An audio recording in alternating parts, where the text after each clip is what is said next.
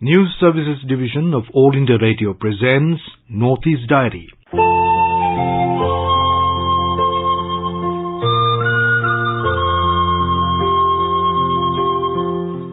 Good evening. Welcome to this edition of Northeast Diary. Here we bring you the latest developments from India's unexplored Northeast region.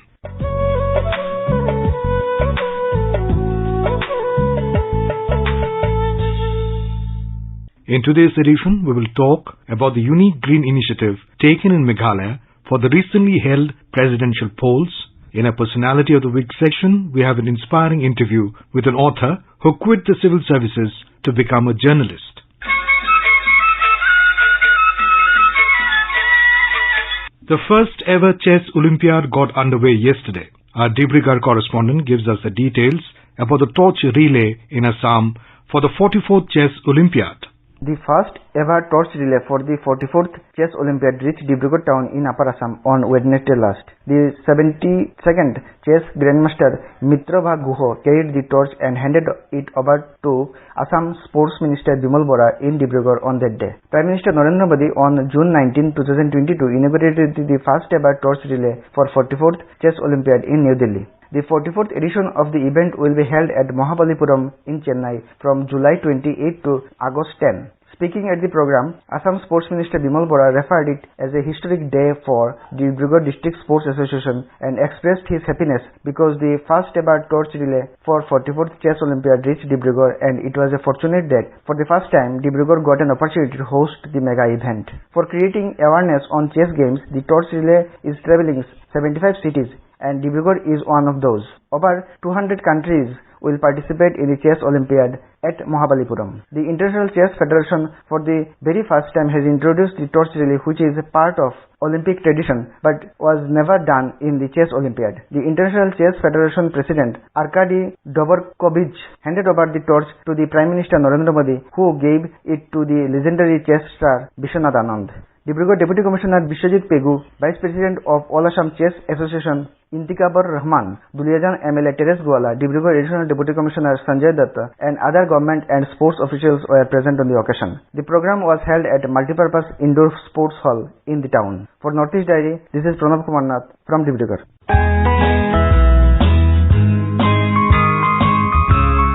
Northeast Diary program, broadcast every Thursday and Sunday at 5:30 p.m. brings very interesting and enchanting stories from the 8 Indian states of Northeast India. Don't forget to tune in.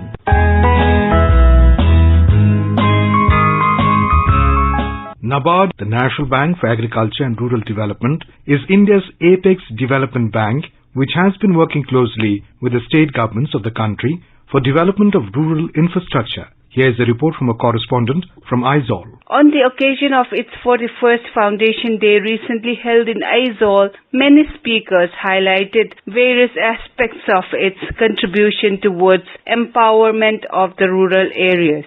While gracing the program as chief guest, Governor Haribabu Kambampati, he said that NABARD has been playing a catalytic role in supplementing the efforts of Mizoram Rural Bank and Mizoram Cooperative Apex Bank by extending refinance to them to enable them to lend more funds to agriculture and rural sectors.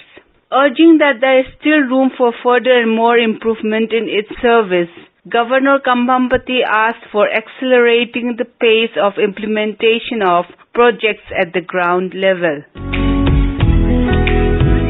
On the occasion, the State Health Minister, Dr. R. Lal Thangliana, highlighted the aspects depicting how closely the state government and NABARD are partnered and working together for fostering rural prosperity in Mizoram. GM of NABARD, KVSSLV Prasad Rao, presented the key areas of focus and its achievements so far. As per the official figures, NABARD extended refinance of 115 crore rupees to Mizoram Rural Bank and Mizoram Cooperative Apex Bank during 2021-22.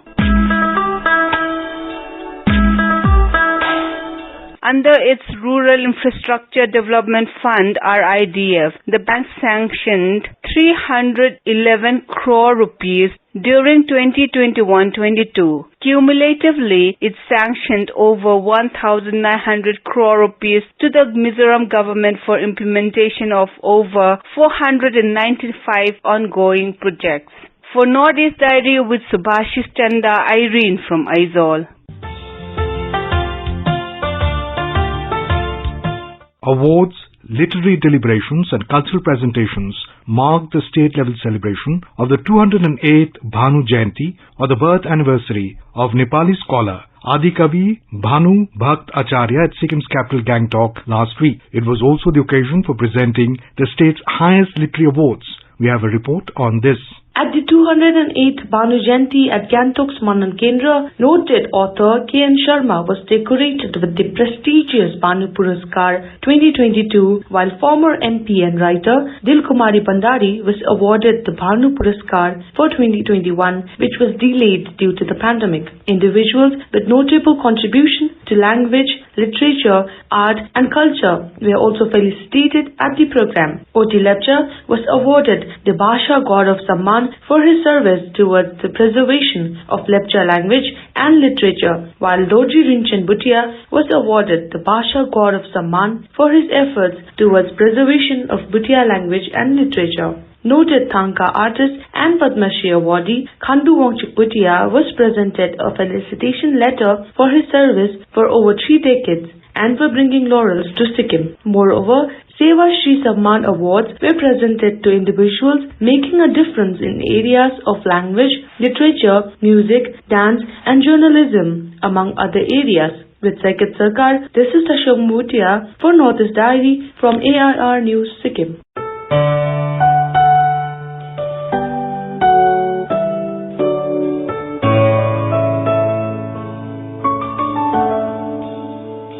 In the recently concluded presidential election of the country, Meghalaya struck a unique note by holding a green election while also highlighting the cultural aspects of the state. The eco-friendly election saw no single-use plastic at the venue and sent a strong message of an eco-friendly culture of the indigenous tribe of Meghalaya. More from a Shillong correspondent. The recently concluded presidential election was an election to choose the highest constitutional post, and it was a befitting sight when the rich heritage of Meghalaya was showcased in the polling booth, embellished with arts and craft, flora and fauna. Along with this, various messages inside the polling station encouraging the need to go green were put up. The brain behind such initiative, Chief Electoral Officer Frederick Roy Kharkungor, said that the polling station was set up with eco-friendly material. It has the Khanup, which is a rain shield of the Khasis, and it was used to showcase the rich culture and rich diversity of the tribal handicrafts in the state and also reflected the tribal ethos. Along the corridor, the showcase of democracy was seen, where through the ages in Meghalaya, right from the first general elections that the state had, pictures were in black and white, and right down to various pictures of polling officials, braving the various challenges of hardship, difficult terrain, to the living root bridges, to the rivers, and also addressing people with disability, women voters, first-time voters, besides other. It's also a unique opportunity to have all the legislators and the decision makers under one roof. So we thought, why not we showcase the organic heritage of Meghalaya? Because Meghalaya is a state which is well known for being rooted in nature, connected to culture. So we thought, why not we showcase the organic flavor should be embellished with the arts and craft and with the with the handicrafts of our state, and also portray as well as showcase the flora and fauna of our state. So here you see an interesting display called the green display. We have pitched these elections as the green elections, and right from the soil which gives birth to a green future, next to the seeds which sow the seeds of change, to the sapling which intends to nurture local talent, to the next point which is flowering and blossoming of the greener ideas for them to bloom and then produce and harvest sustainable results. Along with this, we have various messages inside the polling station of go green, clean and green elections, and help me grow as an individual, as a citizen of the state. An ink finger symbolizing electoral democracy was also placed at the polling station, and the CEO explained that when they went to Delhi for the review meeting with the Chief Election Commissioner, they were encouraged to make this presidential election something that amplifies the uniqueness of one's culture, and also that promotes the political heritage as well as the cultural heritage of the state. This is Rusam for Northeast Diary from AIR News, Shillong.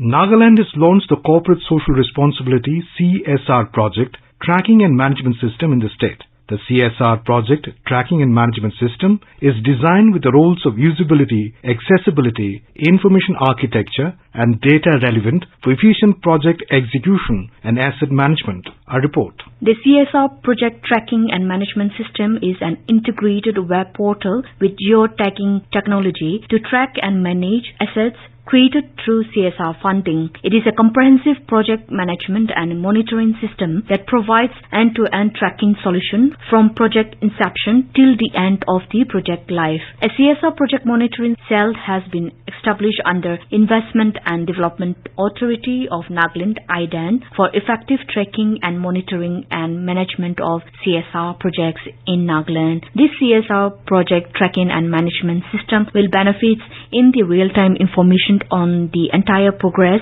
and status of the project. It will also provide solutions to help identify factors that might delay project execution and enabling consistent management plan and continuous monitoring towards maintenance post-project completion. The tracking system will further help in sharing of information with stakeholders, investors, and government administration. For Northeast Diary, this is Asunyo from AIR News, Kohima.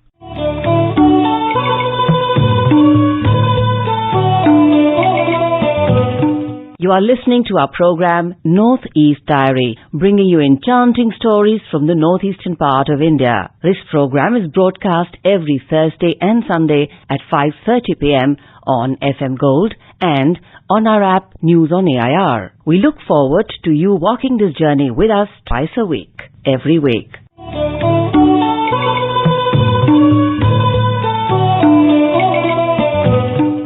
Friends, one of the major issues faced by humankind in present society is global warming. Deforestation is one of the causes of global warming. We all know that trees help to combat global warming by absorbing carbon dioxide while releasing oxygen back into air. Mass tree plantation also helps to keep the climate change in balance. In today's Northeast Diary, we bring to you a story from Manipur where a 30-year-old bachelor has been engaging in mass tree plantation by using slingshots. Let's go to our Imphal correspondent JJ Thokchum for more details.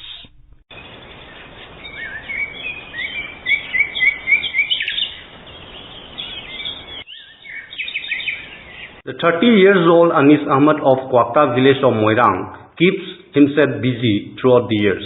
His ambition is to create greenery in and around his village. He prepares seed projectiles for his slingshots before monsoon, which will be shot in nearby hinterlands. He completed master in geography last year and doing experiments to expand his method of mass tree plantation. Speaking to Northeast Diary, Anis Ahmad said that he started tree plantation from childhood and planted more than 1 lakh saplings so far. He said, for digging a hole for plantation, making awareness, it takes more effort like physical effort, so many efforts like financial, everything it needs to plantation. To practice such projectile, I performed more than 300 times. I have trial, but at last I got the result positive. About 90% it has been successfully grown in some parts of the hill range of Thangjing. And before practice testing shot, I kept some seeds in some secret area.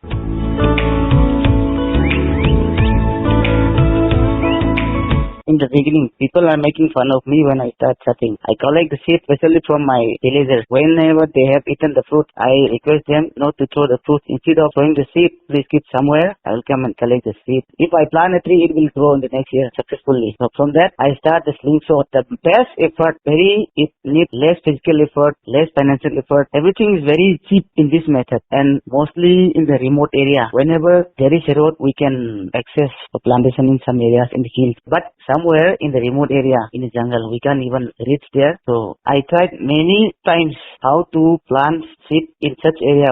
The tree planter Anis Ahmad also collected seeds from the villagers. Now the Forest Department of Manipur has come to notice on the initiative of Anis Ahmad and invited him to teach his method of tree plantation to others. He said that collective effort is needed to make our hinterlands green for a better future. So I applied this idea by doing slingshot by using seed poles in this particular area. I think it will be very fruitful. It depends upon the weather conditions before doing the slingshot. If it is in the dry season, it will be heavy rainfall. It will be very fruitful. It took more than 3.5 years to success such seed pole for germination. But since last year, it's becoming very fruitful. And many people from my state and some other states of India, they have requested me to do such things. For doing a huge project, it needs financial assistance for me. But I have no idea how to start this. Right now, I'm quite busy. People are always requesting me to do such things with them. I make the slingshot by buying that rubber from the market. Every article I bought that it needs a financial problem for me. My appeal things. An individual cannot make the whole environment campaign fulfill, but it requires to collaborate with the whole people. It will be the very successful way to improving our environment and as well as to recreate our forest. Anis Ahmed used selected 3 seeds for his initiative. So far, he has tried more than 100 seeds and only some seeds are suitable for tree plantation through slingshots. JJ Thoksom, AIR News, Northeast Diary, Imphal. Today, in the interview section, we have with us Mamang Dai, a poet and novelist, writing in English from Arunachal Pradesh. Her mother tongue is Adi. She is the first woman of her state to have been selected to the IAS. However, she gave up her career in the civil services to pursue a career in journalism. Dai was correspondent with the Hindustan Times, the Telegraph and the Sentinel newspapers and was president Arunachal Pradesh Union of Working Journalists. The interviewer was Mukul Pathak. We have with us Miss Mamang Dai, a poet and a novelist writing in English from Arunachal Pradesh in Northeast India. Her mother tongue is Adi. She is the first woman of her state to have been selected to the IAS. However, she gave up her career in civil service to pursue a career in journalism. Dai worked as correspondent with the Hindustan Times, the Telegraph and the Sentinel newspapers and was the president of Arunachal Pradesh Union of Working Journalists. Welcome to Northeast Diary. Today we have with us Miss Mamang Dai. She is a poet and novelist writing in English from Arunachal Pradesh in India, Northeast. Welcome, ma'am. Thank you, Mukul. Greetings first to all our listeners. You're talking about my life as a writer and the things we have done. I think for any person, apart from being a writer or in any profession, it's always not easy to actually declare that these were the milestones or, this is how I became what I am at the present. There are many influences along the way, books, strangers, friends, family, of course, many privileges, maybe some losses, good decisions, bad decisions. But all in all, I think one has to be grateful for, where you have reached. Your first novel, Legends of Pensam, and I know it is a very deep book connected with nature, and if you read a paragraph from that book, our listeners will be very pleased.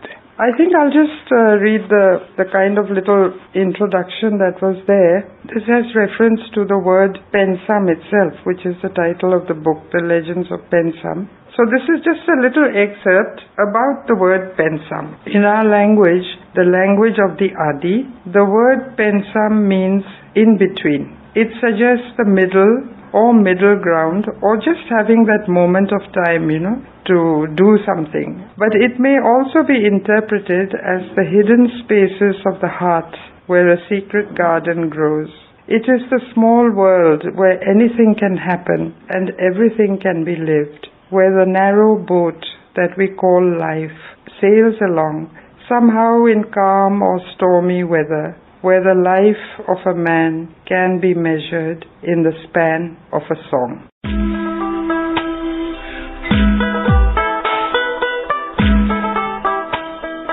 As a scholar, you were a brilliant student at that time, and you cleared IAS, and later you resigned. It was very tempting to getting that kind of job and leaving the job and join as a journalist. And from Itanagar, a place where journalism was, never thought to be a profession that time. How did this come to your mind? I think, at that time in the late 70s, early 80s, when we joined the IAS, there were not so many options And what you see today in Itanagar, at that time, of course, there was no Itanagar. In fact, Arunachal was not even a state then, a full-fledged state. So there was no backup in Delhi also, like a big Arunachal house where people would throw a party to congratulate you for getting into the IAS or anything. We were just there and things happened. Of course, I joined the academy and I felt at that time, maybe there are some other things. I've always been interested in alternatives. I think even the writing is alternative view or a different perception. And because we were young, I think we were also very brave and decided, okay, I'm going to try and look at something else. So things happened that way. And then I left the academy, of course. I left the service. But it was not with a really, fixed focus that I'm going to become a writer or I thought I'd do journalism and feel my way around, something different because life in the academy I felt might have been very restricted. For better or worse, now we can't say, I still have many friends and we went back to the academy also for the Labasna Literature Festival, just a few years back. So it was all very nice. But at least we have that in the background. For that I'm grateful.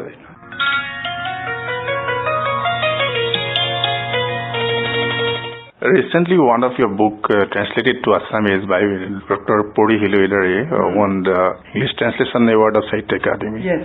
So, how you feel about it? That once you wrote about Arunachal Pradesh, now your books has been translated, and the translated book also getting awards. What is the feel?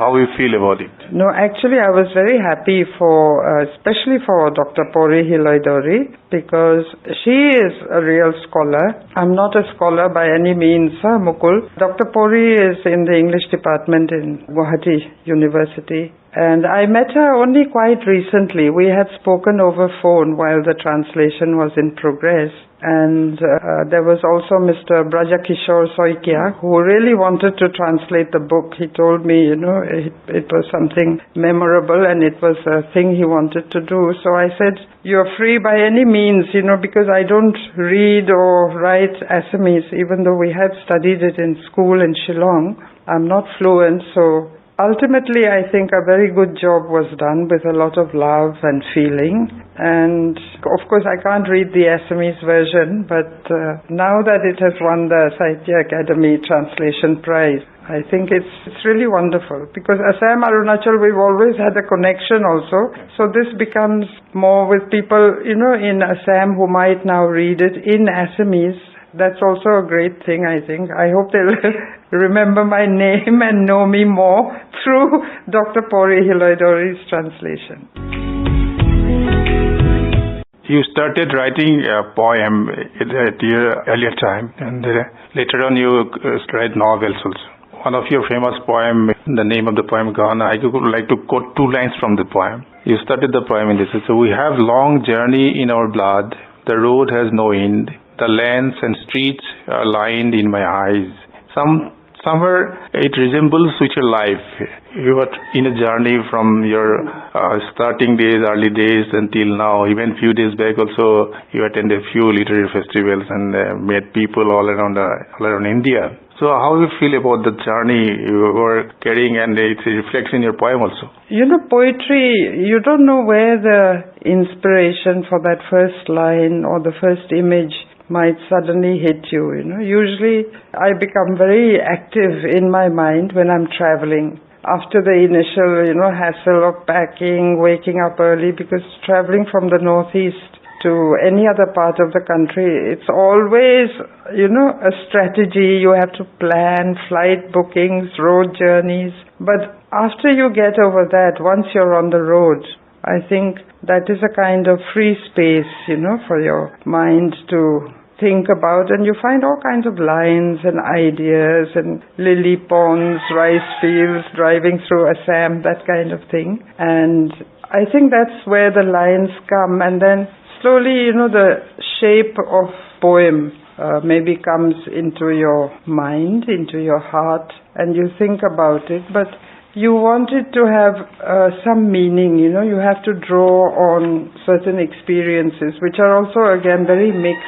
It is the life of any person actually. Everyone is so much more complex or so much more rich as personalities than you initially see them, no? So I think a poem also is like that.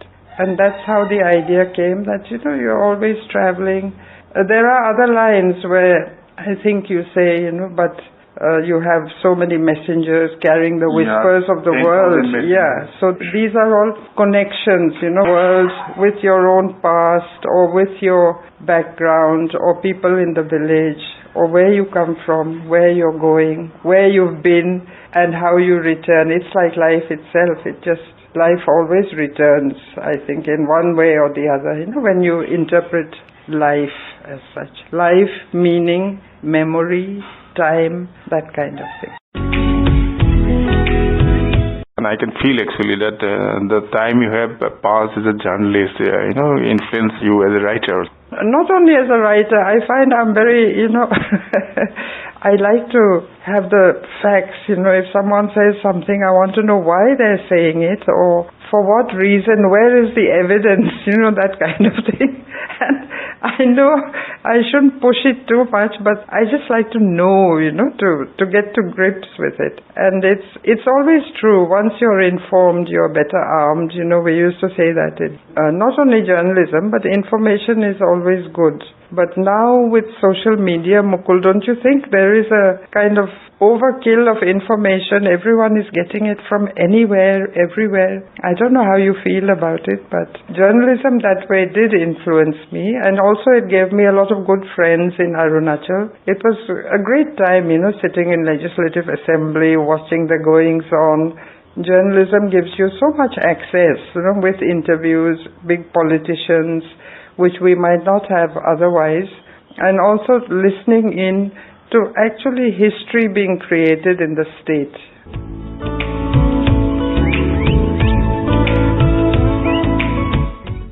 Finally, how you are passing your time and any new creative writing, what your readers can expect from you in the coming days? The new book is just out, Escaping the Land. That is about the Northeast Frontier Agency period. And a lot of the notes are coming from my father, who was actually an official, a tribal officer in those days. And there is the 1962 period.